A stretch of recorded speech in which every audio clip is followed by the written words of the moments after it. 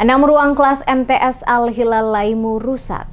Guru minta pemerintah segera lakukan rehabilitasi.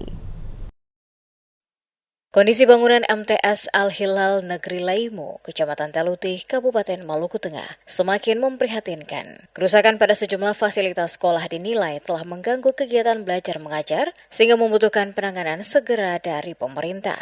Salah satu guru MTS Al-Hilal Negeri Laimu, Sofyan Tamamala, mengatakan kerusakan bangunan sudah berlangsung cukup lama. Ia berharap pemerintah Kabupaten Maluku Tengah, pemerintah Provinsi Maluku, hingga pemerintah pusat dapat memberikan perhatian serius terhadap kondisi sekolah tersebut. Menurutnya, setiap kali hujan turun, hampir seluruh ruang kelas mengalami kebocoran. Kondisi tersebut membuat proses belajar mengajar tidak berlangsung secara optimal karena guru dan siswa harus menghadapi ruang kelas yang basah dan kurang nyaman. Selain atap yang bocor, 6 ruang kelas yang digunakan untuk kegiatan belajar kini mengalami kerusakan di berbagai bagian bangunan. Sejumlah meja dan kursi belajar juga sudah rusak sehingga mengurangi kenyamanan siswa saat mengikuti pelajaran. Sofyan menjelaskan, bangunan sekolah tersebut telah berdiri sejak tahun 2007. Namun hingga kini belum pernah memperoleh rehabilitasi menyeluruh meski kondisi fisiknya terus mengalami penurunan. Karena itu, pihak sekolah berharap Kementerian Agama Kabupaten Maluku Tengah bersama kantor wilayah Kementerian Agama Provinsi Maluku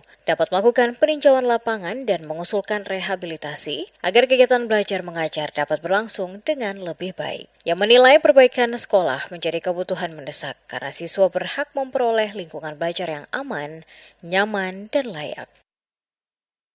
Saya selaku guru di sini merasa risih dengan keadaan seperti ini, maka saya berharap kepada pemerintah maupun pemerintah dalam hal ini Kementerian Agama ataupun yayasan yang terkait agar bisa melihat ini bagaimana bisa berupaya untuk merubah bangunan-bangunan yang ada di sekolah.